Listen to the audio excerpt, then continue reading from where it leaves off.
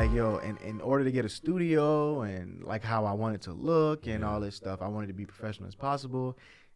It's cost a pretty penny versus looking in Florida, starting how I started. Right. So my reservations were put to rest because of my conviction and getting back, one, to warm weather. Right. And, sunshine. Yeah. And two, to really helping the people that I grew up around. Yeah. And seeing what else, that I missed, Then I came back, and Gainesville is like this place of this launching pad for ideas of all kinds now. Yeah, because you had been away. That's right. Yeah, so I'm like, oh, this is not going to be as tough as I thought. Now, granted, it's not easy, but it's not going to be as tough talking to people about it as I thought it was. Had you done it like 10 years earlier. Yeah, or even 5 years earlier. And they kind of look at it's you. been changing fast around here. Yeah. These parts. So when you had your moments, when you were on radio and you're like, this is what I want to do, I just have to go back to that and say, I love it when people find their forever. Not like their forever love, like, their forever what they want to do. Like, that's super awesome. Yeah, I mean, it was like an epiphany, because I had been talking about, and then what happens is we get into the habit of comparing ourselves to people. I don't do it as much now, but I've done it in the past. I'm not perfect. We're all guilty of it. Yeah, so I'm like, I'm 25, 24 at the time, 24 or 25. My roommates that I was in college with are, they're getting great jobs and, they're finding the love of their lives. And I don't even know what I want to do. Get married, having kids. Yeah, I don't even know what I want to do. Like, Right. I don't want to be 45 trying to figure it out. At the time, that was what my thought was. And, I was just, reading. I got into a lot of reading around this time. That's when I got into Rich Dad, Poor Dad. Yeah. Great book right there. Art of War, 48 Laws of Power. I read the autobiography of Malcolm X.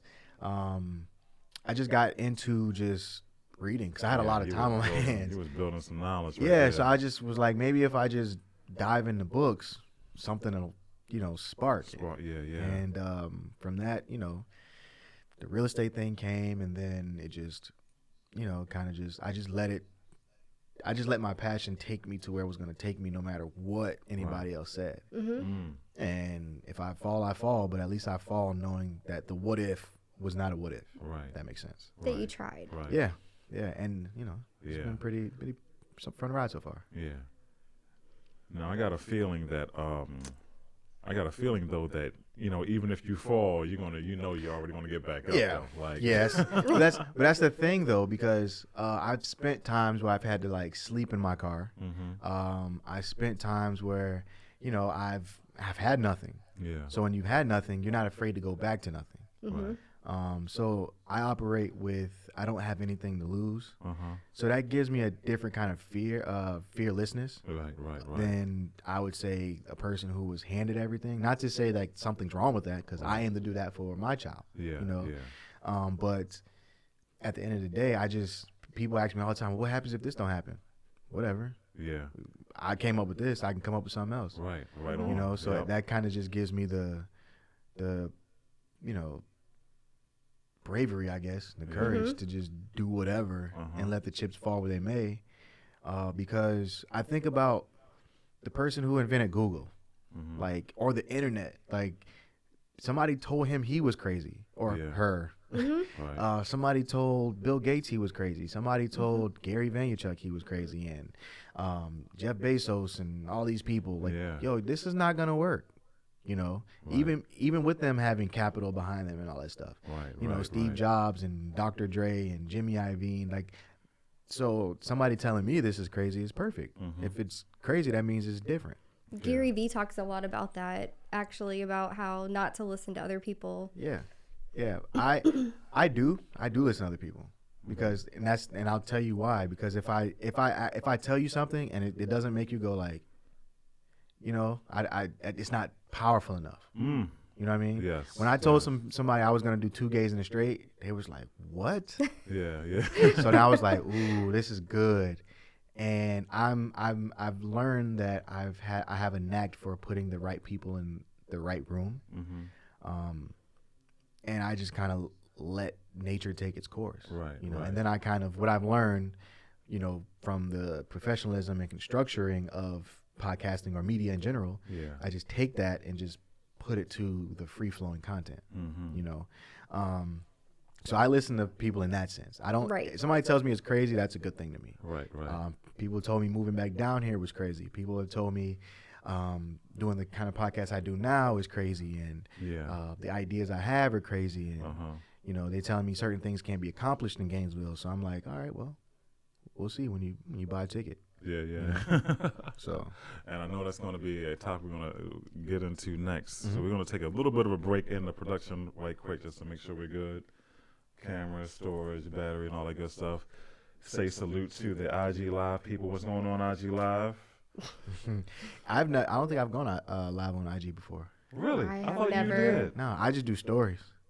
Oh, snap. Yeah, short form. So, wow, because I've been trying to get him to go live. To do live. That's right, but I've only gone live on Facebook.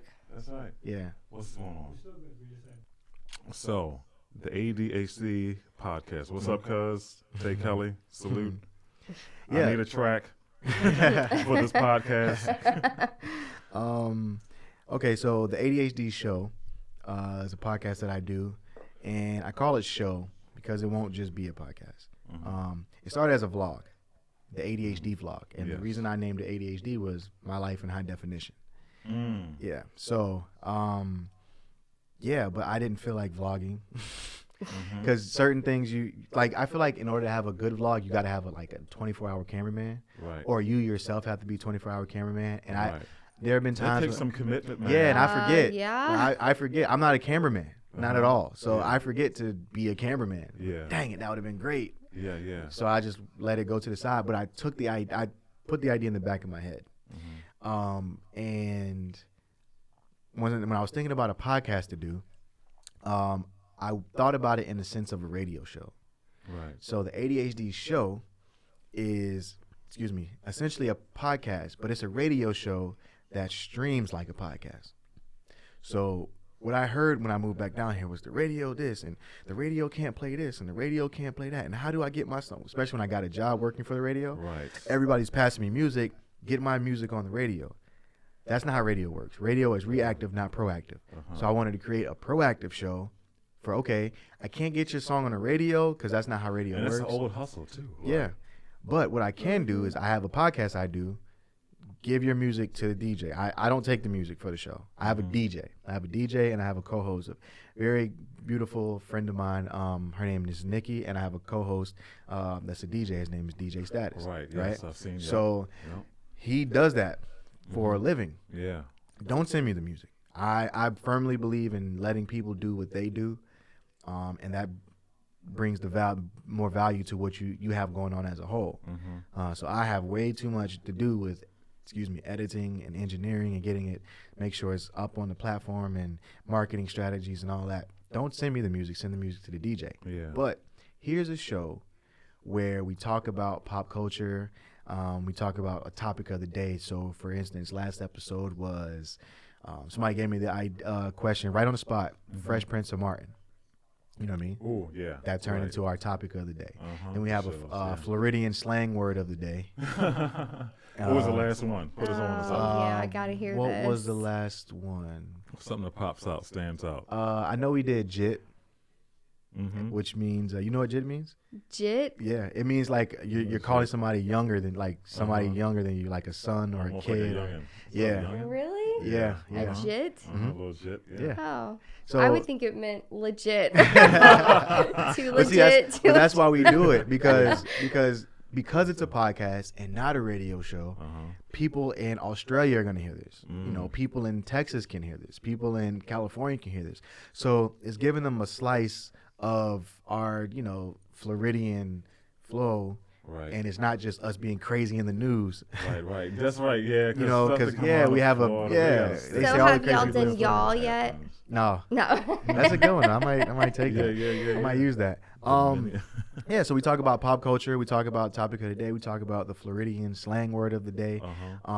And then the music we play is all underground independent music. Yes. It's no Drake. You're not gonna find Kendrick on my podcast. Right. And that's kind of how I wanted to do it because we have some artist friends. Nachos send tracks. Yeah. Promoting local people that's trying to pop. Yeah. It's a way for me to explain to people because when I lived in New York, it was artists who got on doing so many things, right? And here, in what ways? Like, for instance, movie scores. You know, we both know Lexley and these gentlemen are in production. Right. You need music for movies. Yep. Absolutely. You know what I mean? Absolutely. You can easily say, hey, I have a song. I don't know when you can use it, but maybe you have a montage or an intro or an outro or a love scene. Something. Yeah, see if you can fit it in there. They would love stuff like that. Yeah. Video games. You know, everybody plays video games. Yeah. There's music on all kind of video games. Yes. I played a little bit of 2K19 today. There's all kind of music on there. Yeah. A lot of music gets. I think what Green Day or one of those groups actually got broke on Madden 2005. Yeah. You know, so music has always been in video games. Yeah, the video games. I mean, they actually have soundtracks. Yeah, they have true. soundtracks. Yep. Different things like web series. You know, a show that sticks out so much is Insecure. Insecure, show by Issa Rae. It's now on HBO. It started as a web series on YouTube. Wow. And then HBO picked it up. Wow. But the premise of the show was they didn't have music up. They didn't have like the Drakes and all that because copyrights and all that stuff. Right. So they played like independent artists. Yeah. And on the show on HBO, they played independent artists. And a lot of music has gotten broken from that show alone. Right. Just being in the intro or being in the outro. Where people say, what is this? Like, you Shazam the TV or whatever. Right. But there's different ways, and my show is one of those ways. And something else I do is I invite people to come and sit in. It's a show. Yeah. It's no different than the Jimmy Kimmel show or Tonight with Conan or whatever that stuff is. So it gives a live audience interaction. So people come in. Last 2 episodes, people have come in, sat down, gave comments, and all, so it's interactive. Like what? Like guests or just like just people sitting. They'll people? come. We'll have serious? We'll have a few drinks. Yeah, you guys can come more. We absolutely. We record Tuesdays at 7:30. Oh snap! Yeah, I just got to warn you though, it's explicit. Okay. So I just put so that out. So bring there. my earmuffs if I need to put them on. I mean, it's never disrespectful, but people, people Yeah. curse and all that kind of stuff, and we just our true selves, and people bring drinks and wine, and I think tomorrow we record, so my girlfriend will be there with her roommate, a few buddies of mine who rap, a few who produce will pull up and just hang out. Yeah. And we'll be talking about what we talk about. That's so cool, man. We interact, and the mics pick it up, and it's beautiful. Right. Yeah. Yeah. So it's one of those things where that's the show that I want to do. Man, I want to come next Tuesday. We record tomorrow night, but I want to come next Tuesday, man. Let me know. Cool, anytime man. you want to come, just shoot me a text and let me know. We record. I made a studio in the Innovation Hub. Yes, I saw that. Yeah, so I gotta have mic stands. I have the whole 9. So you just come through and hang out. I love that you keep it real. Yeah. That's the whole premise. Is for the culture. I'm a huge hip hop guy. I would say more so now R&B. That I'm approaching 30. Yes. I've seen you on your lives. Yeah, I play a lot of R&B. Playing those classics. Yeah, but I do know that I have friends and family, and not even people I don't even know, who make great music. Right. And they need a way to put it out. Right. And I want to be that catalyst so that when they become big and blow up, they can look back and say, the show gave me my start. Yeah, man. Because I know, I was just talking like Blazer. We got a track from him that we're gonna use, and if he can pop on several, because he's. Man, as far as Gainesville concerned, he is a hustler for his. Yeah, I would say Blazer has the independent thing. Blazer's my business partner, so I help him with his music. Well, his business part of the music. Right. and I would say his independent grind is probably the best I've seen in the area. Yeah, he gets it on, man. Yeah, so a lot of people say what they want to do. Yeah, he's a person that really does it, you know, and he has a brand behind the whole stoner thing. Right.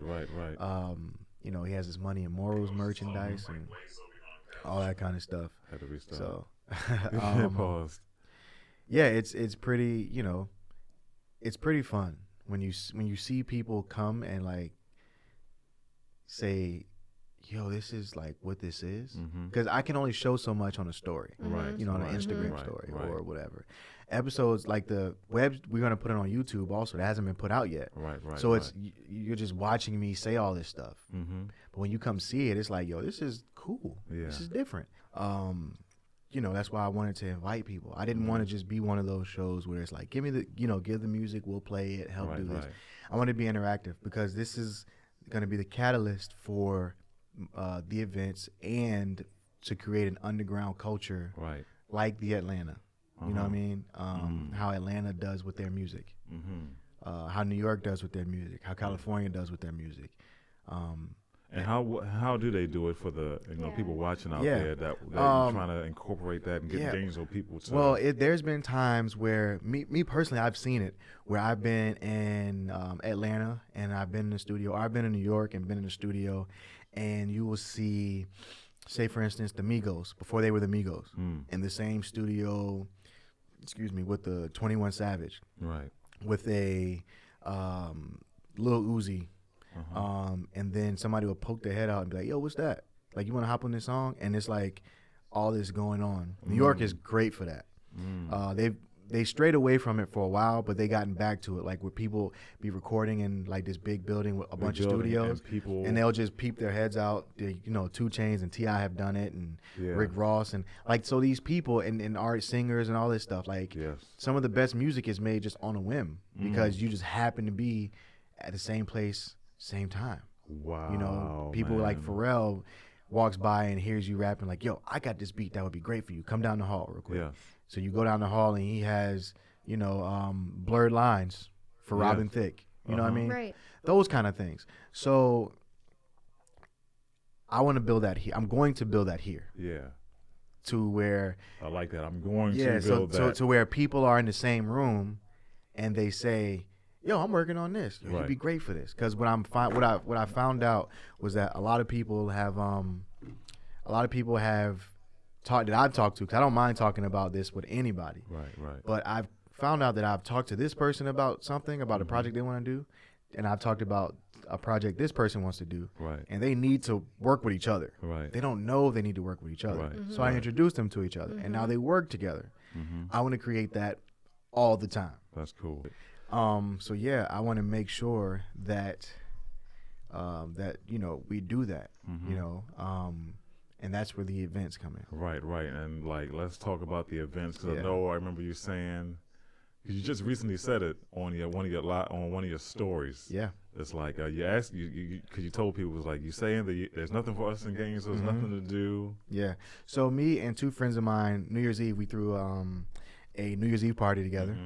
That was at the a Loft Hotel. It's very nice, very cool event. It is. I got a lot of positive feedback from it. And it's a cool space too. Yeah. So I'm going to do my birthday is April 28th. My 30th birthday is April 28th. So the 27th, I'm throwing myself a 90s themed house party. Yeah. It's going to be at Swamp City Gallery Lounge. And the theme is going to be 90s. Right. We're going to have ticket sales, and it's going to be an actual event. And this is going to be the catalyst for upcoming events in the future. So this is I would say, Upsouth Media. I would say this is our debut event. Right. I would say the New Year's Eve party was like a pilot. Right. But this one is like, we're doing this. Yeah. As a business. Yeah. So I've collected a staff, and I have some very dope people working alongside of me for doing this. Yeah. So we're gonna have it on April 27th, which is a Saturday. So it'll go into my birthday, which is on Sunday. Right. Nice. And it'll be, dress code will be strictly enforced. It's one of those things where you don't have to dress like you're in the 90s. All you have to do is, like, if your T-shirt has a 90s reference on it, right, you're good. My whole purpose, I want the effort.